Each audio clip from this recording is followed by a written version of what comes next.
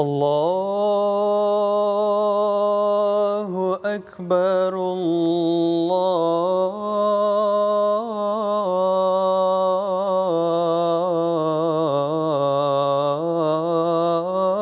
الله أكبر الله أكبر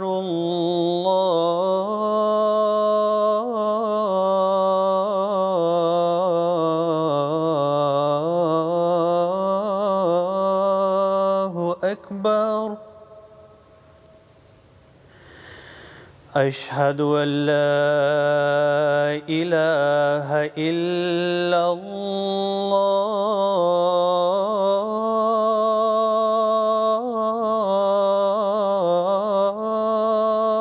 الله أشهد أن لا إله إلا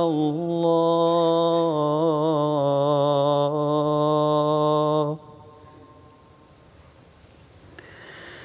أشهد أن محمدًا رسول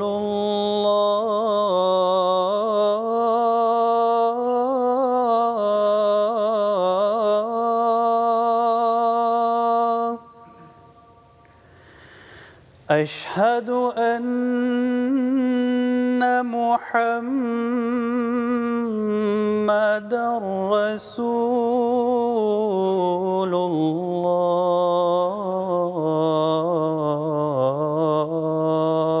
الله حي على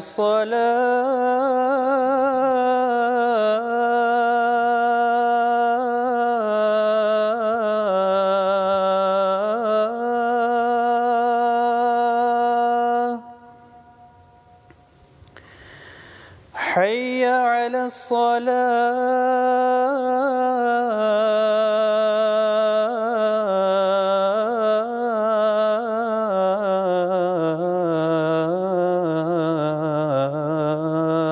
الصلاة حي على الفلاح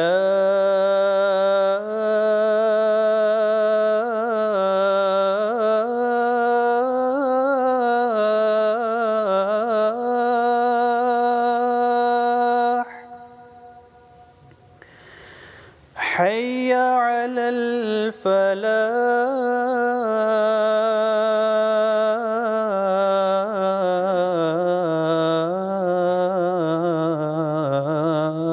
الفلاح الله أكبر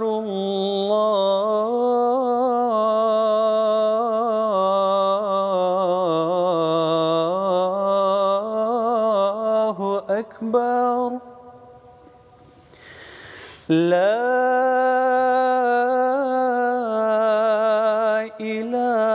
إله إلا الله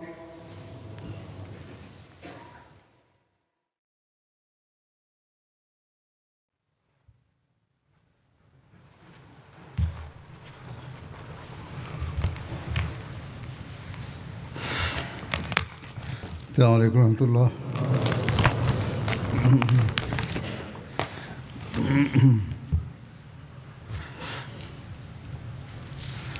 أشهد أن لا إله إلا الله وحده لا شريك له وأشهد أن محمدًا عبده ورسوله أما بعد فأعوذ بالله من الشيطان الرجيم بسم الله الرحمن الرحيم الحمد لله رب العالمين الرحمن الرحيم مالك يوم الدين إياك نعبد وإياك نستعين اهدنا الصراط المستقيم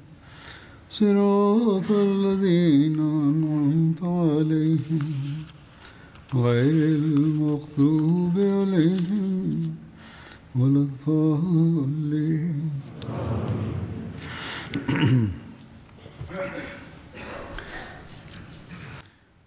चंद जुमे पहले কয়েক শুক্রবার পূর্বে মক্কা বিজয়ের প্রেক্ষাপটে প্রারম্ভিক কিছু কথা বলেছিলাম। আজ এ সম্পর্কে আরও কিছু বিষয় বিশদভাবে বর্ণনা করব। এই যুদ্ধাভিযানের কারণ সম্পর্কে বর্ণিত হয়েছে। এই যুদ্ধাভিযানের তাৎক্ষণিক কারণ ছিল কুরাইশের পক্ষ থেকে হুদাইবিয়ার সন্ধি চুক্তি ভঙ্গ করা এবং মহানবী সাল্লাল্লাহু আলাইহি ওয়াসাল্লামের দূতকে চরম ঔদ্ধত্যের সাথে তাদের একথা বলা যে আমরা চুক্তি বাতিল করছি এবং আমরা মুহাম্মদ সাল্লাল্লাহু আলাইহি ওয়াসাল্লামের সাথে যুদ্ধ করব। মহানবী সাল্লাল্লাহু আলাইহি ওয়াসাল্লামের কাছে এই সংবাদ পৌঁছলে তিনি মক্কার উদ্দেশ্যে যাত্রা করেন। তাদের চুক্তি ভঙ্গের বিশদ বিবরণ হলো, হুদাইবিয়ার সন্ধিতে এটিও একটি শর্ত ছিল, আরব গোত্রগুলোর মধ্য হতে যারা চায় তারা মহানবী সাল্লাল্লাহু আলাইহি ওয়াসাল্লামের সাথে চুক্তিবদ্ধ হতে পারে, আর যারা চায় তারা কুরাইশের সাথে চুক্তি করতে পারে। অতএব বনু বকর ও বনু খোজা যারা হেরেম শরীফের আশেপাশে বসবাস করত, তাদের মধ্য থেকে বনু খোজা মহানবী সাল্লাল্লাহু আলাইহি ওয়াসাল্লামের সাথে চুক্তিবদ্ধ হয় এবং তাদের প্রতিদ্বন্দ্বী গোত্র বনু বকর কুরাইশের সাথে সন্ধি চুক্তি করে। আর এর ফলে উভয় গোত্র পারস্পরিক লড়াই বিবাদ থেকে নিরাপত্তা লাভ করে। অজ্ঞতার যুগে বনু বকর ও বনু খোজার মধ্যে লড়াই চলছিল। তখন বনু বকর বনু খোজার একজনকে হত্যা করেছিল, অপরদিকে বনু খোজা বনু বকরের 3 জনকে হেরেমের সীমানায় হত্যা করেছিল। বনু বকর এবং বনু খোজার মধ্যে পারস্পরিক লড়াই চলমান ছিল। তখনই মহানবী সাল্লাল্লাহু আলাইহি ওয়াসাল্লামের আবির্ভাব হয় এবং তিনি নবুয়তের দাবি করেন। তখন লোকেরা ইসলাম সম্পর্কে চিন্তা ভাবনায় ব্যস্ত হয়ে যায়। নতুন বিষয় তাদের সম্মুখে আসলে সে সম্পর্কে চর্চা আরম্ভ হয় এবং তারা পারস্পরিক যুদ্ধ স্থগিত করে, কিন্তু তারা তাদের অন্তরে ক্ষোভ ও জিঘাংসা লুকিয়ে রেখেছিল। 8ম হিজরির শাবান মাসে যখন হুদাইবিয়ার সন্ধির 22 মাস অতিক্রান্ত হয়, তখন বনু বকরের এক ব্যক্তি মহানবী সাল্লাল্লাহু আলাইহি ওয়াসাল্লামের অসম্মান করে, অর্থাৎ তাকে অবমাননা করে কবিতার পংক্তি পাঠ করে। বনু খোজার এক যুবক তাকে অর্থাৎ বনু বকরের সেই ব্যক্তিকে তা পাঠ করতে শুনলে সেই ব্যক্তিকে প্রহার করে এবং তার মাথা ফাটিয়ে দেয়। এই ঘটনাকে কেন্দ্র করে উভয় গোত্রের মাঝে বিবাদ হয়, ঝগড়া হয়, যদিও আগে থেকেই তাদের মাঝে গোত্রগত শত্রুতা চলমান ছিল। সাময়িকভাবে লড়াই বন্ধ ছিল। বনু বকরের যে ব্যক্তি এমন অবমাননাকর কবিতার পংক্তি লিখেছিল সে বনু বকর গোত্রের বনু নাফাসা পরিবারের সদস্য ছিল। সেই কবিকে যখন বনু খোজার যুবক আহত করে, তখন বনু বকর গোত্রের বনু নাফাসা পরিবার কুরাইশের কাছে বনু খোজার বিরুদ্ধে লোকবল ও অস্ত্র সাহায্যের আবেদন করে। আবু সুফিয়ান ছাড়া কুরাইশ সদস্যরা তাদের সাহায্য করতে সম্মত হয়। তার তথা আবু সুফিয়ানের সাথে এই বিষয়ে পরামর্শ করা হয়নি, আর সে এই বিষয়ে কিছু জানতো না। একটি ভাষ্য হলো তার সাথে পরামর্শ করা হয়েছিল, কিন্তু সে তা করতে অস্বীকৃতি জানায়, অর্থাৎ লড়াই করতে অস্বীকৃতি জানিয়েছিল। কিন্তু তা সত্ত্বেও কুরাইশ অস্ত্র, ঘোড়া এবং লোকবল দিয়ে তাদেরকে সাহায্য করে। তারা সবাই অত্যন্ত সংগোপনে আক্রমণ করেছিল যেন বনু খোজা প্রতিরোধ করতে না পারে। বনু খোজা হুদাইবিয়ার সন্ধি চুক্তির কারণে নিজেদের নিরাপদ মনে করছিল। এবং তারা নিরাপত্তার বিষয়ে উদাসীন ছিল। কুরাইশ, বনু বকর এবং বনু নাফাসা ওয়াতির নামক স্থানে সমবেত হবার অঙ্গীকার করে। এটি মক্কার নিম্নাঞ্চল ছিল, যা মক্কার দক্ষিণ পশ্চিমে মক্কা থেকে 16 কিলোমিটার দূরত্বে হেরেমের সীমান্তে অবস্থিত ছিল। সেখানেই বনু খোজার বসতি বা বাড়িঘর ছিল। এরা অর্থাৎ বিরুদ্ধবাদীরা নির্দিষ্ট সময় সেখানে মিলিত হয়। কুরাইশের নেতৃবৃন্দ ছদ্মবেশ ধারণ করেছিল এবং মুখোশ পরিধান করেছিল। তাদের মাঝে সাফওয়ান বিন উমাইয়া, ইকরামা বিন আবু জাহাল, হুয়াইতাব বিন আব্দুল উজ্জা, শায়বা বিন ওসমান এবং মিকরাজ বিন হাফস ছিল। তাদের সাথে তাদের কৃতদাসরাও ছিল। আর বনু বকরের নেতা নওফল বিন মুয়াবিয়াও সাথে ছিল। বনু খোজা উদাসীন অবস্থায় নিশ্চিন্তে রাতে ঘুমাচ্ছিল। তাদের মাঝে বেশিরভাগ নারী, শিশু ও দুর্বল ছিল। কুরাইশ ও বনু নাফাসা গোত্র তাদের উপর আক্রমণ করে এবং মানুষজনকে হত্যা করতে আরম্ভ করে। এমনকি তাদের মাঝে কিছু মানুষ পালিয়ে হেরেমের সীমারেখায় চলে যায়। বনু খোজা গোত্র বনু বকরের নেতা নওফেল বিন মুয়াবিয়াকে বলে, হে নওফেল, এখন আমরা হেরেমের এলাকায় ঢুকে পড়েছি। তোমাদেরকে তোমাদের উপাস্যের কসম দিচ্ছি, উপাস্যের দোহাই দিচ্ছি। তখন নওফেল চরম উদ্ধতের সাথে বলে, আজ কোনো খোদা বা উপাস্য নেই। আর এ কথা বলে তারা হেরেমের এলাকাতেও হত্যাযজ্ঞ চালাতে থাকে। সেদিন বনু বকর বনু খোজা গোত্রের 20 জনকে হত্যা করেছিল। যা হোক, পরবর্তীতে কুরাইশ তাদের এই অপকর্মে লজ্জিত হয় এবং উৎকণ্ঠিত হয়, চিন্তিত হয়, কেননা তারা জানতো তাদের এই অপকর্মের কারণে সেই সন্ধি চুক্তি লঙ্ঘিত হয়েছে, যা তাদের ও মহানবী সাল্লাল্লাহু আলাইহি ওয়াসাল্লামের মাঝে সম্পাদিত হয়েছিল। সোহেল বিন আমর নওফেলকে বলে, আমরা তোমাদের সাথে এবং তোমাদের সাথীদের সাথে মিলে যেসব মানুষকে হত্যা করেছি তাদেরকে তুমি খুব ভালোভাবে চেনো। তুমি তাদেরকে নির্বিচারে হত্যা করেছ আর অবশিষ্ট লোকদেরও হত্যা করতে চাচ্ছ, কিন্তু এক্ষেত্রে আমরা তোমার সাথে নেই, এক্ষেত্রে আমরা তোমার সঙ্গ দেব না, তাদেরকে ছেড়ে দাও। অতঃপর নওফেল তাদেরকে ছেড়ে দেয় এবং তারা চলে যায়। হারিস বিন হিশাম এবং আব্দুল্লাহ বিন আবি রবিয়া উভয়ে একত্রে সাফওয়ান বিন উমাইয়া, সোহেল বিন আমর এবং ইকরামা বিন আবি জাহালের কাছে যায় এবং বনু খোজা গোত্রের বিরুদ্ধে বনু বকরকে সাহায্য করার জন্য তাদেরকে চরম তিরস্কার বা ভৎসনা করে যে তোমরা একই করলে, তোমাদের মাঝে তো চুক্তি ছিল। আরো বলে, তোমরা যে কাজ করেছো তা আমাদের ও মুহাম্মদ সাল্লাল্লাহু আলাইহি ওয়াসাল্লামের মধ্যকার চুক্তি ভঙ্গ করা শামিল। হারিস বিন হিশাম আবু সুফিয়ানের কাছে গিয়ে বলে, আমাদের গোত্র একই অপকর্ম করে বসেছে। আবু সুফিয়ান একথা শুনে বলে, এটি এমন এক ঘটনা যাতে আমি সম্পৃক্ত নই, তবে এ সম্পর্কে অনবগতও নই। খুবই জঘন্য কাজ হয়েছে। খোদার কসম, মুহাম্মদ সাল্লাল্লাহু আলাইহি ওয়াসাল্লাম এখন অবশ্যই আমাদের সাথে যুদ্ধ করবে, আমাদের বিরুদ্ধে যুদ্ধ করবে। আবু সুফিয়ান আরো বলে, আমাকে আমার স্ত্রী হিন্দ তার একটি ভয়ঙ্কর স্বপ্নের কথা বলেছে। সে দেখেছে হাজুন পর্বত, যা বাইতুল্লাহ থেকে 1.5 মাইল দূরত্বে মুহাসসাব উপত্যকার নিকটে অবস্থিত, সেদিক থেকে রক্তের একটি নদী প্রবাহিত হয়ে তা খান্দামা অবধি পৌঁছে গেছে। খান্দামা মিনা যাবার পথে মক্কার একটি বিখ্যাত পর্বত, আর লোকেরা সেটি অপছন্দ করছে, অর্থাৎ রক্ত প্রবাহিত হচ্ছে দেখে মানুষ খুবই ভয় পেয়ে যায়।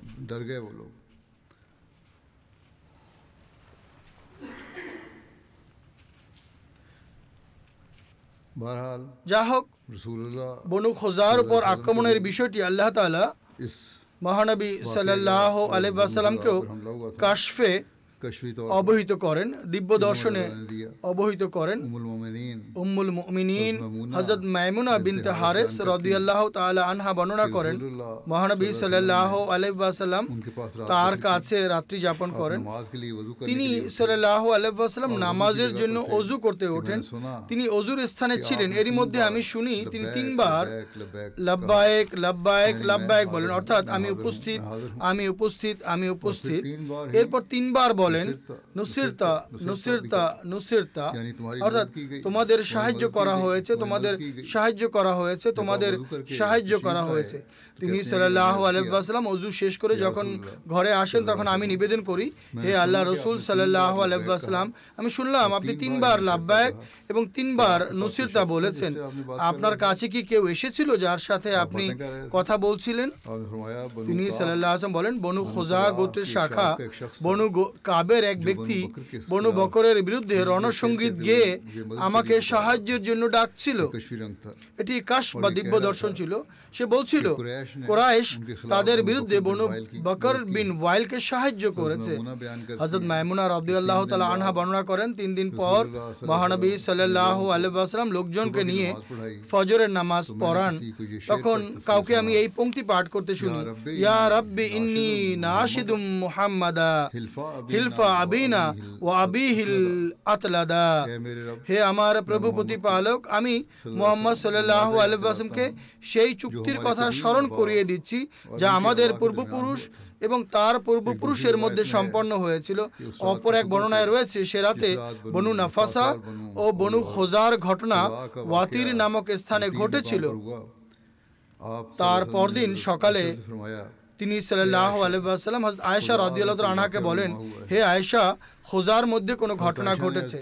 হযরত আয়েশা রাদিয়াল্লাহু তাআলা আনহা নিবেদন করেন, হে আল্লাহ রাসূল সাল্লাল্লাহু আলাইহি ওয়াসাল্লাম, কুরাইশ কি সেই চুক্তি ভঙ্গ করার সাহস করবে যা আপনার ও তাদের মধ্যে রয়েছে? যেখানে লড়াই বা যুদ্ধ তাদেরকে পূর্বেই ধ্বংস করে দিয়েছে, তাদেরকে সর্বশান্ত করেছে। তিনি সাল্লাল্লাহু আলাইহি ওয়াসাল্লাম বলেন, তারা এই চুক্তি সেই কাজের জন্য ভঙ্গ করেছে যার ইচ্ছা আল্লাহ তাআলা করেছেন। হযরত আয়েশা রাদিয়াল্লাহু তাআলা আনহা বলেন, হে আল্লাহ রাসূল সাল্লাল্লাহু আলাইহি ওয়াসাল্লাম, এতে কি কোনো কল্যাণ আছে? তিনি সাল্লাল্লাহু আলাইহি ওয়াসাল্লাম বলেন, হ্যাঁ, এতে কল্যাণ আছে। অর্থাৎ এটা আল্লাহর ইচ্ছা ছিল যে তারা চুক্তি ভঙ্গ করবে এবং পরবর্তীতে তারা এর শাস্তি পাবে। যা হোক, হযরত মুসলিম মাউদ রাদিয়াল্লাহু তাআলা আনহু তার নিজস্ব ভঙ্গিতে এই ঘটনার উল্লেখ করেছেন।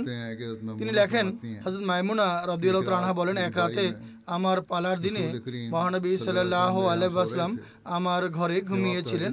যখন তিনি তাহাজ্জুদের নামাজের জন্য উঠেন তখন তিনি ওযু করতে করতে কথা বলছিলেন এবং আমি আওয়াজ শুনতে পাই যে তিনি বলছেন, লাব্বাইক লাব্বাইক লাব্বাইক। এরপর তিনি বলেন, নুসিরতা নুসিরতা নুসিরতা। তিনি বলেন, যখন তিনি বাইরে আসেন তখন আমি বলি, হে আল্লাহ রসুল সাল্লাল্লাহু আলাইহি ওয়াসাল্লাম, কোনো লোক এসেছিল কি যার সাথে আপনি কথা বলছিলেন? তিনি বলেন, হ্যাঁ, আমার সামনে দিব্য দর্শনে খুজার একটি প্রতিনিধি দল উপস্থিত হয়েছিল এবং তারা চিৎকার করে বলছিল, আমরা মুহাম্মদকে তার খোদার কসম দিয়ে বলছি, তোমার সাথে এবং তোমার বাপ দাদাদের সাথে আমাদের চুক্তি ছিল এবং আমরা তোমার সাহায্য করে এসেছি, কিন্তু কুরাইশ আমাদের সাথে বিশ্বাসঘাতকতা করেছে এবং রাতের বেলা আমাদের উপর আক্রমণ করেছে, যখন আমাদের মধ্যে কেউ সিজদায় ছিল আর কেউ রুকুতে, আর তারা আমাদের হত্যা করেছে। এখন আমরা তোমার সাহায্য চাইতে এসেছি। মোট কথা আমি দেখলাম, অর্থাৎ মহানবী সাল্লাল্লাহু আলাইহি ওয়াসাল্লাম বলেন যে আমি দেখলাম খোজার এক লোক দাঁড়িয়ে আছে। যখন কাশফি ভাবে সেই লোককে আমি দেখতে পাই তখন আমি বলি, লাব্বাইক লাব্বাইক লাব্বাইক, অর্থাৎ আমি তোমাদের সাহায্যের জন্য প্রস্তুত আছি। এ কথা 3 বার বলি। এরপর আমি বলি, নুসিরতা নুসিরতা নুসিরতা, অর্থাৎ তোমাদের সাহায্য করা হবে, এটিও 3 বার বলি। এরপর হযরত আয়েশা রাদিয়াল্লাহু তাআলা আনহা বলেন, সেদিনই সকালবেলা মহানবী সাল্লাল্লাহু আলাইহি ওয়াসাল্লাম আমার ঘরে আগমন করেন এবং তিনি বলেন, খোজার সাথে একটি বিপজ্জনক ঘটনা ঘটেছে। আয়েশা রাদিয়াল্লাহু তাআলা আনহা বলেন, আমি বুঝতে পারলাম যে খোজার সাথে বিপজ্জনক ঘটনা এটাই হতে পারে যে তারা মক্কার সীমান্তে রয়েছে এবং মক্কাবাসীরা যাদের বনু বকরের সাথে চুক্তি আছে তারা খোজার উপর হামলা করেছে বা আক্রমণ করেছে। আমি বলি, হে আল্লাহ রসুল সাল্লাল্লাহু আলাইহি ওয়াসাল্লাম, এটা কি সম্ভব যে এত কসমের পর কুরাইশ চুক্তি ভঙ্গ করবে এবং তারা খোজার উপর আক্রমণ করবে? তিনি সাল্লাল্লাহু আলাইহি ওয়াসাল্লাম বলেন, হ্যাঁ, আল্লাহ তাআলার হিকমত বা প্রজ্ঞার অধীনে তারা এই চুক্তি ভঙ্গ করছে এবং সেই হিকমত এটাই ছিল যে মহানবী সাল্লাল্লাহু আলাইহি ওয়াসাল্লামের জন্য মক্কা আক্রমণের অনুমতি ছিল না, আর চুক্তি ভঙ্গ করার কারণে অনুমতি হয়ে গেল। হযরত আয়েশা রাদিয়াল্লাহু তাআলা আনহা বলেন, আমি বললাম, হে আল্লাহ রাসূল সাল্লাল্লাহু আলাইহি ওয়াসাল্লাম, এর ফলাফল কি ভালো হবে বা পরিণাম কি ভালো হবে? তিনি সাল্লাল্লাহু আলাইহি ওয়াসাল্লাম বললেন, হ্যাঁ, অবশ্যই ফলাফল ভালো হবে। उसमें तफसीर में एक लिखा এর है বিস্তারিত বিবরণে লেখা আছে, বনু বকর ও কুরাইশের এই নির্যাতনমূলক কার্যকলাপের পর আমর বিন সালেম বনু খোজার 40 জন অশ্বারোহীর সাথে আল্লাহ রসুল সাল্লাল্লাহু আলাইহি ওয়াসাল্লামের কাছে সাহায্য চাইতে আসে। খোজা গোত্রের প্রধান বুদাইল বিন ওয়ারকা খুজাইও এই দলের সাথে ছিল। उन्होंने आप তারা सल्लल्लाहु अलैहि वसल्लम को तफसील মহানবী সাল্লাল্লাহু আলাইহি ওয়াসাল্লামকে বিস্তারিত খুলে বলে যে তাদের কি বিপদের সম্মুখীন হতে হয়েছে এবং কুরাইশ কিভাবে তাদের বিরুদ্ধে অস্ত্র, জনবল ও ঘোড়া দিয়ে বনু বকরকে সাহায্য করেছে এবং কিভাবে সাফওয়ান, ইকরামা ও কুরাইশের অন্যান্য নেতা এই গণহত্যায় অংশ নিয়েছে। उस वक्त आप मस्जिद সেই সময় তিনি সাল্লাল্লাহু আলাইহি ওয়াসাল্লাম সাহাবীদের সাথে মসজিদে উপবিষ্ট ছিলেন। যখন তারা তাদের কথা শেষ করে তখন খুজার নেতা আমর বিন সালেম দাঁড়িয়ে কয়েকটি পংক্তি পাঠ করে সাহায্য চায়, যার মধ্যে একটি কবিতার পংক্তি ছিল, ইয়া রাব্বি ইন্নী নাশিদুম মুহাম্মাদা হিলফা বিনা ওয়া বিহিল আতলাদা। হে আমার প্রভু, याद दिलाता हूँ আমি মুহাম্মদকে সেই চুক্তির কথা স্মরণ করিয়ে দিচ্ছি যা আমাদের পিতৃপুরুষ এবং তার পিতৃপুরুষের মধ্যে হয়েছিল। মহানবী সাল্লাল্লাহু আলাইহি ওয়াসাল্লাম বলেন, হে আমর বিন সালেম, তোমাকে সাহায্য করা হবে। হযরত আব্দুল্লাহ বিন ওমর রাদিয়াল্লাহু তাআলা আনহু কর্তৃক বর্ণিত হয়েছে, যখন বনু খোজার কাফেলা তার কাছে পৌঁছলো তখন তিনি তাদের জিজ্ঞেস করেন, তোমাদের মতে এই অত্যাচার কে করেছে? তারা বলে, বনু বকর করেছে। তিনি সাল্লাল্লাহু আলাইহি ওয়াসাল্লাম বলেন, सारे बनु बकर ने পুরো বনু বকর? उन्होंने कहा नहीं তারা বলল না, বনু নাফাসা যাদের নেতা নওফেল বিন মুয়াবিয়া। आपने फरमाया ये তিনি बनु बकर সাল্লাল্লাহু আলাইহি ওয়াসাল্লাম বলেন, এটা বনু বকরেরই একটি শাখা গোত্র। সুতরাং বনু খোজা যখন আল্লাহ রসুল সাল্লাল্লাহু আলাইহি ওয়াসাল্লামকে সব বিষয় অবহিত করে তখন তিনি বলেন, পৃথক পৃথক হয়ে ফিরে যাও। অর্থাৎ এখন যেহেতু তোমরা ফিরে যাবে, তোমরা কাফেলার আকারে একসাথে যেও না, বরং আলাদা আলাদা হয়ে যাও।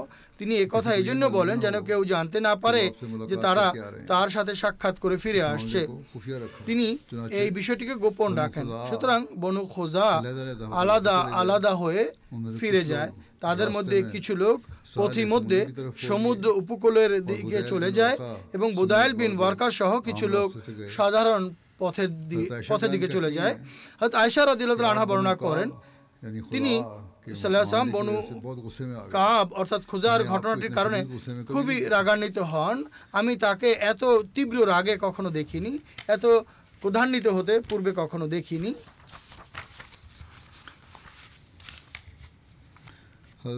হযরত ইবনে আব্বাস কর্তৃক বর্ণিত হয়েছে, তার কাছে খুজার ঘটনার সংবাদ এলে তিনি বলেন, সেই সত্তার কসম যার হাতে আমার প্রাণ, আমি তাদের সেসব বিষয় থেকে রক্ষা করব যা থেকে আমি আমার পরিবার ও বাড়ির লোকদের রক্ষা করি। এই যুদ্ধের বিশদ বিবরণ হযরত মুসলিম মাউদ রাদিয়াল্লাহু তাআলা আনহু তার নিজস্ব ভঙ্গিতে বর্ণনা করেছেন। তিনি লেখেন, তিনি বলেন, অষ্টম হিজরির রমজান মাসে মহানবী সাল্লাল্লাহু আলাইহি ওয়াসাল্লাম সেই শেষ যুদ্ধের উদ্দেশ্যে যাত্রা করেন যা আরবে ইসলামকে প্রতিষ্ঠিত করে দেয়। এই ঘটনাটি এভাবে ঘটে যে হুদাইবিয়ার সন্ধির সময় সিদ্ধান্ত হয়েছিল আরবের গোত্রসমূহের মধ্যে যারা চায় তারা মক্কাবাসীদের সাথে যোগ দেবে, আর যারা চায় তারা মুহাম্মদ রাসূলুল্লাহ সাল্লাল্লাহু আলাইহি ওয়াসাল্লামের সাথে যোগ দিতে পারবে। আর এই সিদ্ধান্ত হয় যে 10 বছর পর্যন্ত উভয় পক্ষের একে অপরের বিরুদ্ধে যুদ্ধের অনুমতি থাকবে না। ব্যতিক্রম হলো একে অপরের উপর আক্রমণ করে যদি চুক্তি ভঙ্গ করে দেয় তাহলে ভিন্ন কথা। এই চুক্তির অধীনে আরবের বনু বকর গোত্র মক্কাবাসীদের সাথে যোগ দেয় এবং খুজা গোত্র মহানবী সাল্লাল্লাহু আলাইহি ওয়াসাল্লামের সাথে যোগ দেয়। কাফের আরবরা চুক্তির বাধ্যবাধকতার প্রতি অতি সামান্যই খেয়াল রাখতো, বিশেষত মুসলমানদের বেলায়। সুতরাং বনু বকরের যেহেতু খুজা গোত্রের সাথে পুরনো বিরোধ ছিল, হুদাইবিয়ার সন্ধির কিছু সময় অতিবাহিত হবার পর তারা মক্কাবাসীদের সাথে পরামর্শ করে যে খুজা তো চুক্তির কারণে সম্পূর্ণ নিশ্চিন্তে আছে, তাদের উপর আমাদের প্রতিশোধ নেবার এখনই সুযোগ। সুতরাং মক্কার কুরাইশ ও বনু বকর মিলে রাতের বেলা বনু খোজার উপর আক্রমণ করে এবং তাদের অনেক লোককে হত্যা করে।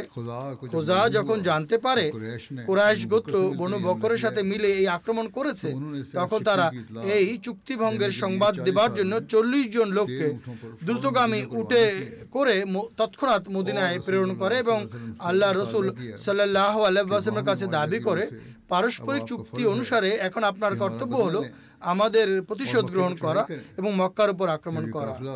এই দলটি যখন মহানবী সাল্লাল্লাহু আলাইহি ওয়াসাল্লামের নিকট পৌঁছায় তখন তিনি বলেন, তোমাদের দুঃখ আমার দুঃখ, আমি আমার চুক্তির উপর অটল আছি।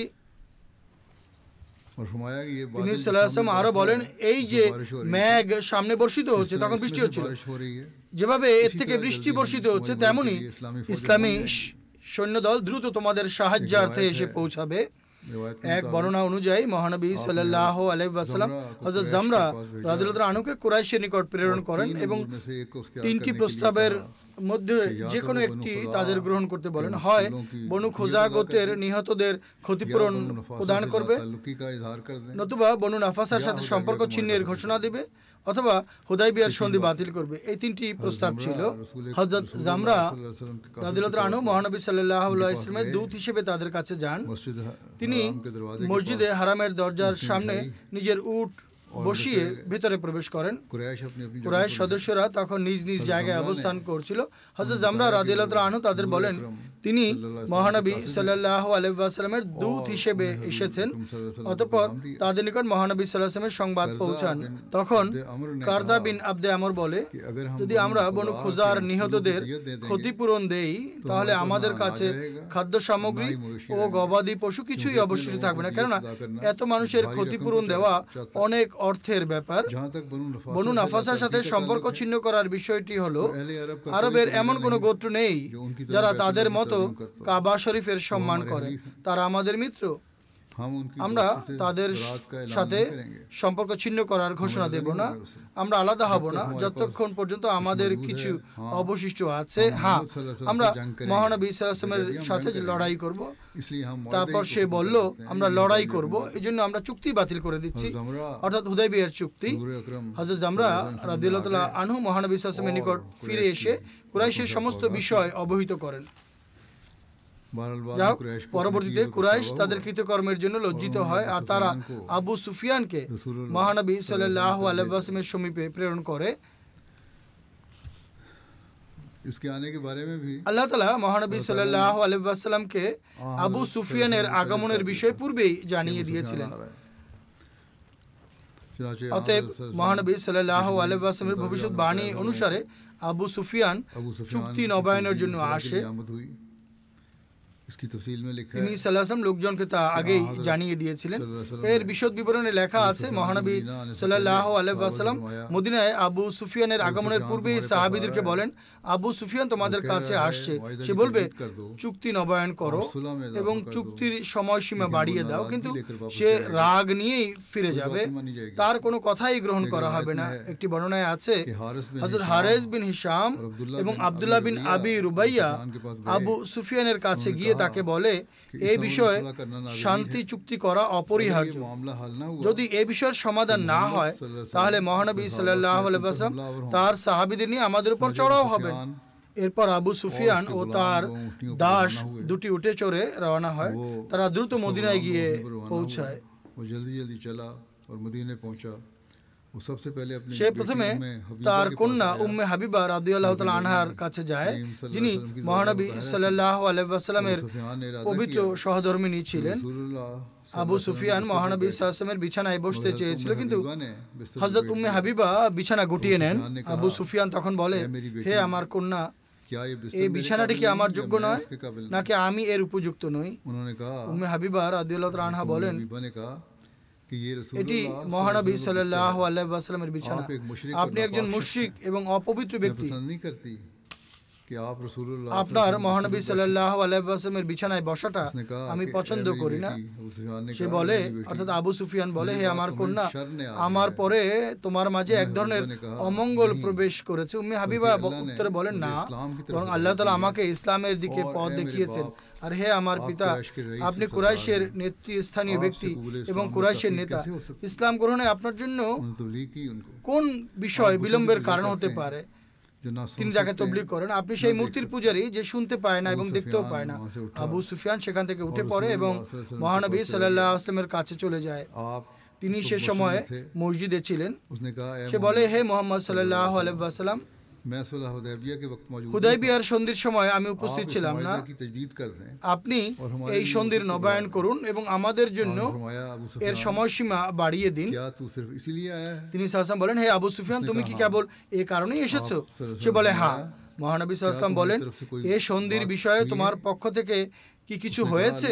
সে বলে, আল্লাহর আশ্রয় চাই, আমরা এই সন্ধির উপর প্রতিষ্ঠিত আছি। वो बयानी की उसने। সে মিথ্যা কথা বলে। हमने इसमें कोई সে तब्दीली বলে, नहीं की। আমরা এর মধ্যে কোনো পরিবর্তন করিনি। মহানবী সাল্লাল্লাহু আলাইহি ওয়াসাল্লাম বলেন, আমরাও আমাদের সন্ধি অঙ্গীকারের উপর প্রতিষ্ঠিত আছি, আমরাও এর মধ্যে কোনো পরিবর্তন করিনি। আমাদের সন্ধি হয়েছিল তা বহাল আছে, আমরাও কোনো ধরনের পরিবর্তন করিনি। আবু সুফিয়ান নিজের কথা পুনরাবৃত্তি করতে থাকে, কিন্তু তিনি সাল্লাল্লাহু আলাইহি ওয়াসাল্লাম তার কোনো উত্তর দেননি। সে হযরত আবু বকর রাদিয়াল্লাহু আনহুর কাছে যায় এবং বলে, তুমি মুহাম্মদ সাল্লাল্লাহু আলাইহি ওয়াসাল্লামের সাথে কথা বলো আর লোকদের মাঝে নিজের পক্ষ থেকে নিরাপত্তা প্রদানের ঘোষণা দাও, অর্থাৎ মুসলমানরা তাদের উপর আক্রমণ করবে না। আবু বকর রাদিয়াল্লাহু আনহু বলেন, আমার নিজের নিরাপত্তাও মহানবী সাল্লাল্লাহু আলাইহি ওয়াসাল্লামের নিরাপত্তা প্রদানের উপর নির্ভর করে। আবু সুফিয়ান এরপর হযরত ওমর রাদিয়াল্লাহু আনহুর কাছে যায় এবং তার সাথে আবু বকর রাদিয়াল্লাহু আনহুর সাথে বাক্যালাপের ন্যায় আলাপচারিতা করে। এরপর সে হযরত উসমান রাদিয়াল্লাহু আনহুর কাছে যায় এবং তাকে বলে, লোকদের মাঝে তুমি সবচেয়ে বেশি আত্মীয়তার সম্পর্ককে অটুট রাখো, সন্ধির মেয়াদকাল বাড়িয়ে দাও এবং চুক্তি নবায়ন করো, তোমার সাথীরা তোমার কথা ফেলে দেবে না। তিনি রাদিয়াল্লাহু আনহু বলেন, আমার নিজের নিরাপত্তা মহানবী সাল্লাল্লাহু আলাইহি ওয়াসাল্লামের নিরাপত্তা প্রদানের উপর নির্ভর করে। এখানে অসফল হয়ে সে হযরত আলী রাদিয়াল্লাহু আনহুর কাছে যায় এবং বলে, হে আলী, তুমি আমার সবচেয়ে নিকট আত্মীয়, আমি একটি গুরুত্বপূর্ণ কাজে এসেছি, খালি হাতে ফিরে যেতে চাই না। মুহাম্মদ সাল্লাল্লাহু আলাইহি ওয়াসাল্লামের কাছে আমার সম্পর্কে সুপারিশ করো। তিনি রাদিয়াল্লাহু আনহু বলেন, আবু সুফিয়ান, তুমি ধ্বংস হও। হযরত আলী রাদিয়াল্লাহু আনহু উত্তর দেন, তোমার জন্য ধ্বংস। তিনি রাদিয়াল্লাহু আনহু বলেন, মহানবী সাল্লাল্লাহু আলাইহি ওয়াসাল্লাম যখন কোনো কিছুর প্রত্যয় করেন তখন সে বিষয়ে কোনো কিছু বলার আমাদের কারো কোনো সাধ্য নেই, সে বিষয়ে কিছু বলার কারো কোনো ক্ষমতা নেই। সে হযরত আলী রাদিয়াল্লাহু আনহুকে বলে, হে আলী, বিষয়টি আমার জন্য অত্যন্ত কঠিন হয়ে পড়েছে, আমাকে কোনো পরামর্শ দাও। হযরত আলী রাদিয়াল্লাহু আনহু বলেন, খোদার কসম, আমার জানা এমন কোনো দিক নেই যা তোমাকে কল্যাণ দিতে পারে, তবে তুমি বনু কেনানার সর্দার, তুমি যাও এবং লোকদের মাঝে নিরাপত্তার ঘোষণা দাও, অর্থাৎ মুসলমানদের উপর আক্রমণ করা হবে না, এই কথা বলে নিজ শহরে ফিরে যাও। আবু সুফিয়ান মসজিদে নববীতে যায় এবং বলে, হে লোক সকল, আমি জনতার মাঝে তোমাদের নিরাপত্তা বিধানের ঘোষণা দিয়ে এসেছি, আমি আশা রাখি তোমরা আমার অঙ্গীকার ভঙ্গ করবে না। সে মহানবী সাল্লাল্লাহু আলাইহি ওয়াসাল্লামের নিকটে গিয়ে বলে, হে মুহাম্মদ সাল্লাল্লাহু আলাইহি ওয়াসাল্লাম, আমি লোকদের মাঝে নিরাপত্তা বিধানের ঘোষণা দিয়ে এসেছি। তিনি সাল্লাল্লাহু আলাইহি ওয়াসাল্লাম বলেন, হে আবু হানজালা, এই ঘোষণা কেবল তোমার পক্ষ থেকে একতরফা করা হয়েছে, অর্থাৎ আমরা এই বিষয়ে কিছুই বলিনি, এটা তোমার একতরফা ঘোষণা। এরপর সে উঠে চড়ে ফেরত চলে যায়। এক বর্ণনা অনুযায়ী সে হযরত ফাতেমা রাদিয়াল্লাহু আনহার সাথেও আলাপ করে এবং বলে তিনি যেন সুপারিশ করেন, কিন্তু তিনিও অপারগতার কথা জানান। আর এভাবে কোনো নতুন অঙ্গীকার ও সন্ধি অথবা যৌথ সিদ্ধান্ত গ্রহণের চেষ্টায় অসফল ও অকৃতকার্য হয়ে সে মক্কায় ফিরে যায়। আবু সুফিয়ান যখন তার জাতির কাছে ফিরে আসে তখন সে তাদের কাছে সব কথা খুলে বলে। তারা এমন কাজের জন্য আবু সুফিয়ানকে তিরস্কার করে, ভৎসনা করে। তারা বলে, তুমি আমাদের জন্য কল্যাণের কোনো কিছুই নিয়ে আসোনি। হযরত মুসলিম মাউদ রাদিয়াল্লাহু আনহু এই বিষয়টিকে ঐতিহাসিক প্রেক্ষাপটে বর্ণনা করেন। তিনি লেখেন, মক্কাবাসীরা আবু সুফিয়ানকে মদিনায় প্রেরণ করে যেন মুসলমানদেরকে আক্রমণ করা থেকে সে কোনোভাবে বিরত রাখতে পারে। আবু সুফিয়ান মদিনায় পৌঁছে মহানবী সাল্লাল্লাহু আলাইহি ওয়াসাল্লামের উপর চাপ প্রয়োগ করতে থাকে যে যেহেতু হুদাইবিয়ার সন্ধির সময় আমি উপস্থিত ছিলাম না, তাই নতুনভাবে সন্ধি করা হোক। কিন্তু মহানবী সাল্লাল্লাহু আলাইহি ওয়াসাল্লাম তার এই কথার কোনো উত্তর প্রদান করেননি, কেননা উত্তর প্রদান করলে গোপনীয়তা প্রকাশ পেয়ে যেত। আবু সুফিয়ান হতাশাগ্রস্ত অবস্থায় শঙ্কিত হয়ে মসজিদে দাঁড়িয়ে ঘোষণা দেয়, হে লোকেরা, আমি মক্কাবাসীদের পক্ষ থেকে আপনাদের জন্য নতুন রূপে শান্তির ঘোষণা প্রদান করছি। কথা শুনে মুসলমানগণ তার মূর্খতায় হেসে ওঠে এবং মহানবী সাল্লাল্লাহু আলাইহি ওয়াসাল্লাম বলেন, হে আবু সুফিয়ান, এ কথা তুমি নিজের পক্ষ থেকে বলছো, আমরা তোমার সাথে এমন কোনো চুক্তি করিনি। আমাদের রিসার্চ সেলের সদস্যগণ বা গবেষণা কেন্দ্রের সদস্যগণ এ সম্পর্কে একটি নোট লিখেছে। তাদের মতে আবু সুফিয়ানের এই মন্তব্য, আমি হুদাইবিয়ার সন্ধির সময় উপস্থিত ছিলাম না, এটি সংশয়পূর্ণ বিষয়, কিংবা হয়তো কেউ কেউ একথা বলেছেন যে জন্য তারা এই বিষয়টি উত্থাপন করেছেন। সাধারণ লোকদের দৃষ্টিতে এটি গুরুত্বপূর্ণ বিষয় নয়, কিন্তু যারা ঐতিহাসিক বিষয়াদির গভীরে যেতে চায় বা পর্যালোচনা করতে চায় তারা হয়তো এই প্রশ্ন উত্থাপন করবে। যে আমি উপস্থিত ছিলাম না, এই কথাটা বলা সংশয়পূর্ণ বিষয়, কেননা ইতিহাস ও জীবনীমূলক কতিপয় গ্রন্থে এ বিষয়ে অর্থাৎ মদিনায় আগমনের পর আবু সুফিয়ানের কথা বলা যে আমি হুদাইবিয়ার সন্ধির সময় উপস্থিত ছিলাম না,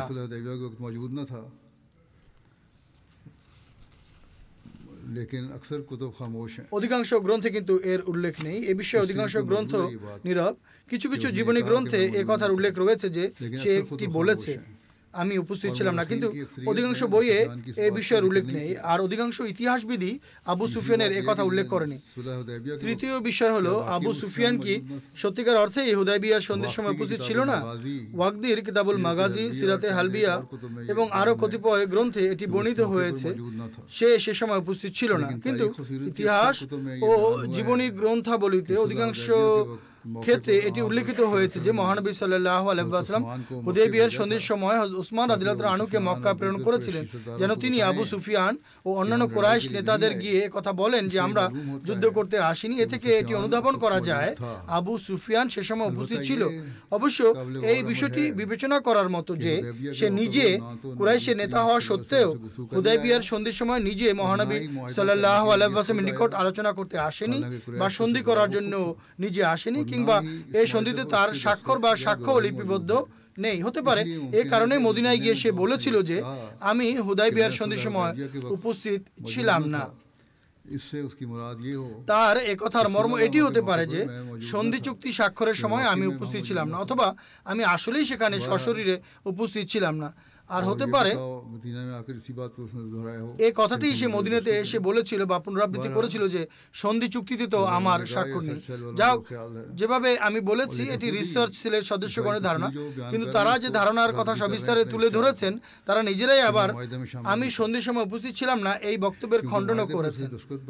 তারা লিখছেন কেন সন্ধিতে নেতা হিসেবে তার স্বাক্ষর নেই। তাই সে অর্থাৎ আবু সুফিয়ান এই বিষয়টিকে হয়তোবা তার পক্ষে যুক্তিস্বরূপ দাঁড় করিয়েছে। এজন্য কোনো সন্দেহে আপত্তিত হওয়ার প্রয়োজন নেই যে সে মদিনায় এসে একথা বলেছে, সে মদিনায় এসে একথা বলেছে আমি সন্ধির সময় উপস্থিত ছিলাম না।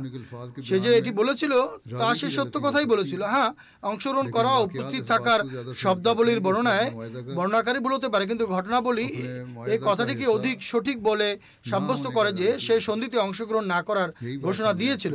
এই কথাটি প্রতিমান হয়। আর হযরত মুসলিম মাউদ রাদিয়াল্লাহু আনহু এই কথাই লিখেছেন, সে এই কথা বলেছে এবং তিনি রাদিয়াল্লাহু আনহু সেটি সঠিক বলে মেনেছেন। আর এটি সঠিক বলে প্রতীয়মান হয় যে সে সন্ধিতে অংশগ্রহণ করেনি।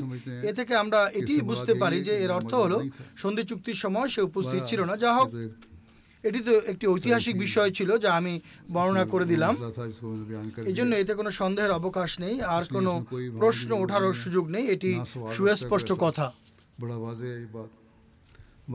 যা হোক, এই যুদ্ধে যাওয়া সম্পর্কিত বিস্তারিত বর্ণনা এভাবে উল্লেখ করা হয়েছে যে মহানবী সাল্লাল্লাহু আলাইহি ওয়াসাল্লাম অত্যন্ত গোপনীয়তার সাথে সফরের প্রস্তুতি নিতে আরম্ভ করেন।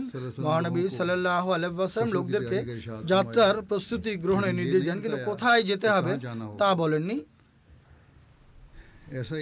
একইভাবে মহানবী সাল্লাল্লাহু আলাইহি ওয়াসাল্লাম হযরত আয়েশা রাদিয়াল্লাহু আনহাকে বলেন যাত্রার জন্য আমার প্রয়োজনীয় জিনিসপত্র প্রস্তুত করে দাও। এই কথা বলে তিনি সাল্লাল্লাহু আলাইহি ওয়াসাল্লাম বাড়ি থেকে বাইরে চলে যান। তখন হযরত আবু বকর রাদিয়াল্লাহু আনহু নিজের কন্যা হযরত আয়েশা রাদিয়াল্লাহু আনহার কাছে যান। সে সময় হযরত আয়েশা রাদিয়াল্লাহু আনহা মহানবী সাল্লাল্লাহু আলাইহি ওয়াসাল্লামের প্রয়োজনীয় সামগ্রী প্রস্তুত করছিলেন। হযরত আবু বকর রাদিয়াল্লাহু আনহু জিজ্ঞেস করেন, মহানবী সাল্লাল্লাহু আলাইহি ওয়াসাল্লাম কি কোনো যুদ্ধে যাওয়ার সংকল্প করেছেন? হযরত আয়েশা রাদিয়াল্লাহু আনহা নীরব থাকেন। এরপর হযরত আবু বকর রাদিয়াল্লাহু আনহু বলতে লাগলেন, হয়তোবা রোমানদের দিকে যাবার ইচ্ছা রয়েছে, অথবা নাজদবাসীদের প্রতি যাবার ইচ্ছা রয়েছে, কিংবা হয়তো কুরাইশের দিকে যাত্রার সংকল্প করেছেন, কিন্তু তাদের সাথে তো চুক্তির মেয়াদ এখনো অবশিষ্ট রয়েছে। হযরত আয়েশা রাদিয়াল্লাহু আনহা তার প্রত্যেক প্রশ্নে নীরব থাকেন এবং কোনো উত্তর দেননি। এরই মাঝে মহানবী সাল্লাল্লাহু আলাইহি ওয়াসাল্লাম ফেরত আসেন। তখন হযরত আবু বকর রাদিয়াল্লাহু আনহু নিবেদন করেন, হে আল্লাহর রাসূল সাল্লাল্লাহু আলাইহি ওয়াসাল্লাম, কোথাও যাত্রা করার সংকল্প রয়েছে কি? তিনি সাল্লাল্লাহু আলাইহি ওয়াসাল্লাম বলেন, হ্যাঁ, এরপর হযরত আবু বকর রাদিয়াল্লাহু তাআলা আনহু পুনরায় জিজ্ঞেস করেন, আপনার কি বনু আসফার অর্থাৎ রোমানদের দিকে যাত্রা করার সংকল্প রয়েছে? তিনি সাল্লাল্লাহু আলাইহি ওয়াসাল্লাম বলেন, না। হযরত আবু বকর রাদিয়াল্লাহু আনহু নিবেদন করলেন, তবে কি নাজাতবাসীদের অভিমুখে যাত্রা করার সংকল্প রয়েছে? তিনি সাল্লাল্লাহু আলাইহি ওয়াসাল্লাম বলেন, না। হযরত আবু বকর রাদিয়াল্লাহু আনহু নিবেদন করেন, তাহলে হয়তো আপনার ইচ্ছা কুরাইশদের দিকে যাত্রা করার। তিনি সাল্লাল্লাহু আলাইহি ওয়াসাল্লাম বলেন, হ্যাঁ। তখন হযরত আবু বকর রাদিয়াল্লাহু আনহু নিবেদন করেন, আপনার ও তাদের মাঝে কি চুক্তি নেই, অর্থাৎ হুদায়বিয়ার সন্ধি? তিনি সাল্লাল্লাহু আলাইহি ওয়াসাল্লাম বলেন, তুমি কি জানো না তারা বনু কাব অর্থাৎ খুজা গোত্রের সাথে কি করেছে? এই ঘটনার আরো বিশদ বিবরণে সিরাতে হালবিয়াতে লেখা আছে। হযরত আবু বকর রাদিয়াল্লাহু আনহু তাকে জিজ্ঞেস করেন, হে আল্লাহ রাসূল সাল্লাল্লাহু আলাইহি ওয়াসাল্লাম, আপনি কি যাত্রা করার সংকল্প করেছেন? তিনি সাল্লাল্লাহু আলাইহি ওয়াসাল্লাম বলেন, হ্যাঁ। হযরত আবু বকর রাদিয়াল্লাহু আনহু নিবেদন করেন, তাহলে আমিও প্রস্তুতি গ্রহণ করি। তিনি সাল্লাল্লাহু আলাইহি ওয়াসাল্লাম বলেন, ঠিক আছে। হযরত আবু বকর রাদিয়াল্লাহু আনহু নিবেদন করেন, হে আল্লাহ রাসূল সাল্লাল্লাহু আলাইহি ওয়াসাল্লাম, আপনি কোথায় যাবার সংকল্প করছেন? তিনি সাল্লাল্লাহু বলেন, কুরাইশের বিরুদ্ধে। কিন্তু একই সাথে এটাও বলে দেন যে, আবু বকর, এই বিষয়টিকে এখন গোপন রেখো। মোট কথা, মহানবী সাল্লাল্লাহু লোকদের প্রস্তুতি গ্রহণের নির্দেশ দেন, কিন্তু তিনি সাল্লাল্লাহু লোকদেরকে তার গন্তব্যস্থল সম্পর্কে অনবহিত রাখেন। এরপর মহানবী সাল্লাল্লাহু আলাইহি ওয়াসাল্লাম গ্রামের এবং আশেপাশের মুসলমানদেরকে বার্তা পাঠান এবং তাদেরকে নির্দেশ দেন, যে ব্যক্তি আল্লাহ তাআলা ও বিচার দিবসের প্রতি ঈমান রাখে সে যেন রমজান মাসে মদিনায় এসে উপস্থিত হয়। মহানবী সাল্লাল্লাহু আলাইহি ওয়াসাল্লাম ঘোষণা অনুযায়ী আরব গোত্রগুলো মদিনাতে আসতে আরম্ভ করে। যেসব গোত্র মদিনাতে পৌঁছায় তাদের মাঝে বনু আসলাম, বনু গিফর, বনু মুজায়না, বনু আশজা এবং বনু জুহায়না অন্তর্ভুক্ত ছিল। একটি রিওয়ায়াত মতে মহানবী সাল্লাল্লাহু আলাইহি ওয়াসাল্লাম প্রথমে হযরত আবু বকর রাদিয়াল্লাহু আনহুকে ডেকে পরামর্শ করেছিলেন, এরপর হযরত উমর রাদিয়াল্লাহু আনহুকে ডেকে পরামর্শ করেন এবং এরপর সব মুসলমানদের যাত্রার প্রস্তুতি গ্রহণের নির্দেশ দেন।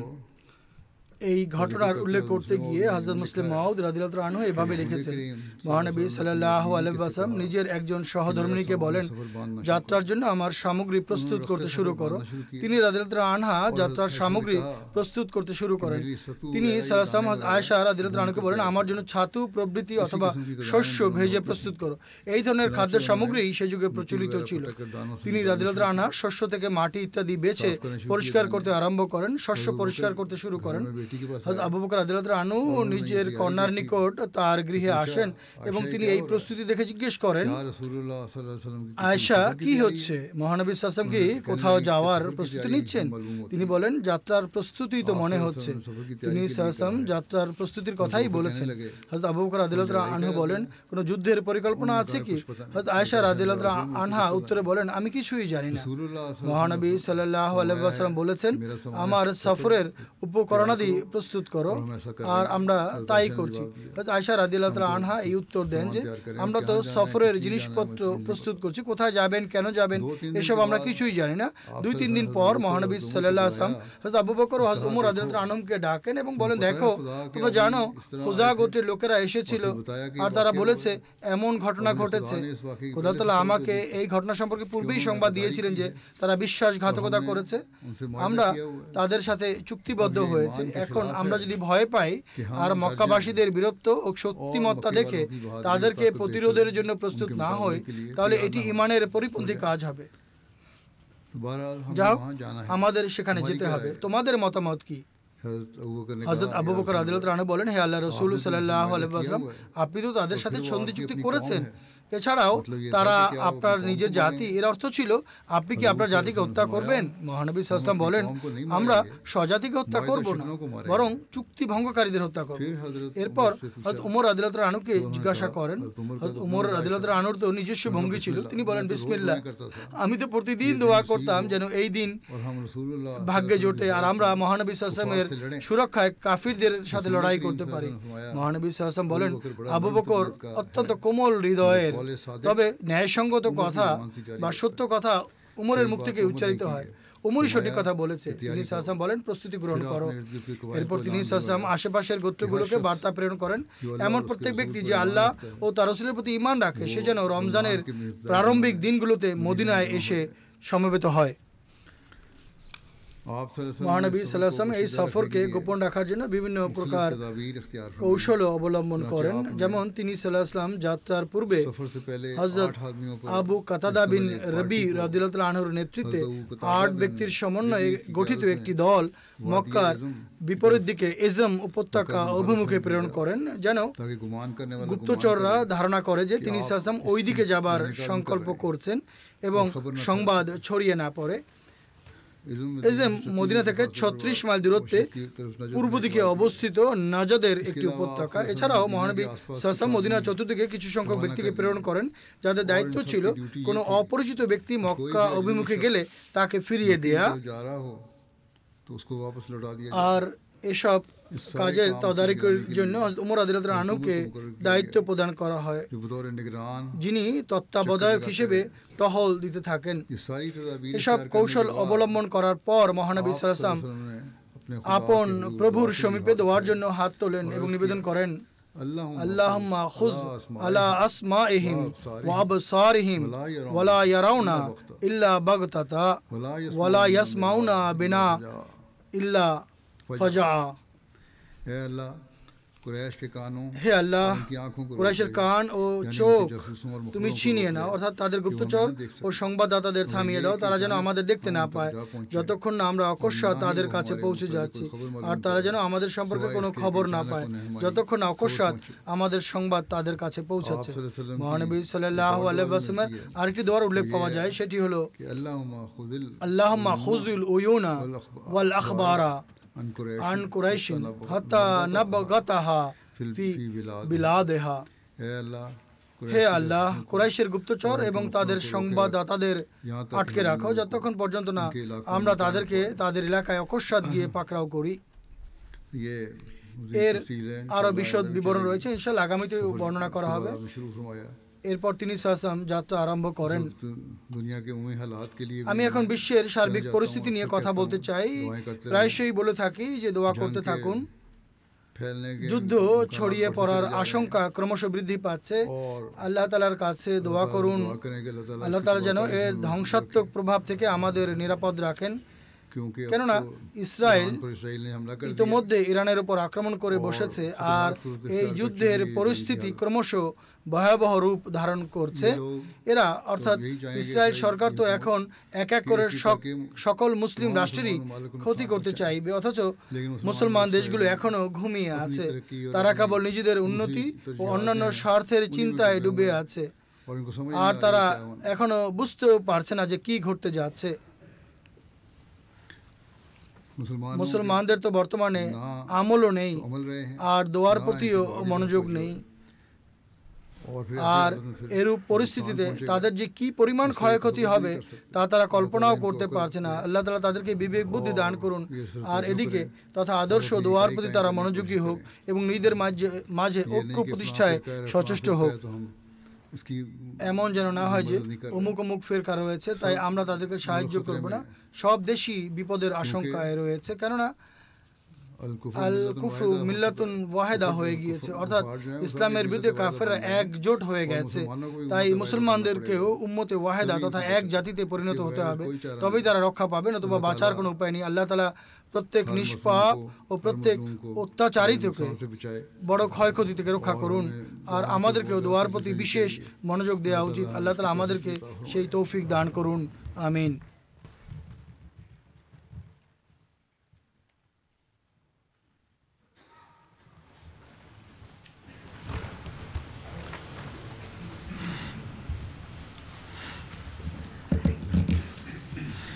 الحمد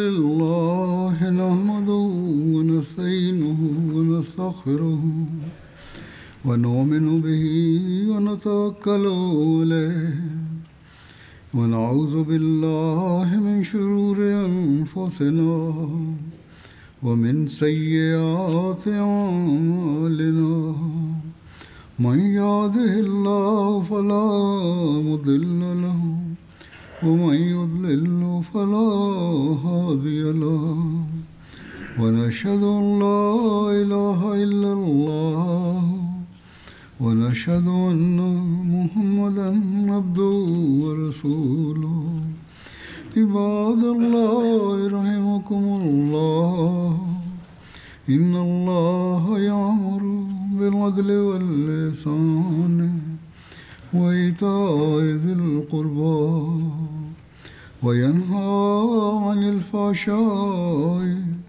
والمنكر والبغي يعظكم لعلكم تذكرون اذكروا الله يذكركم وادعوه يستجب لكم ولذكر الله أكبر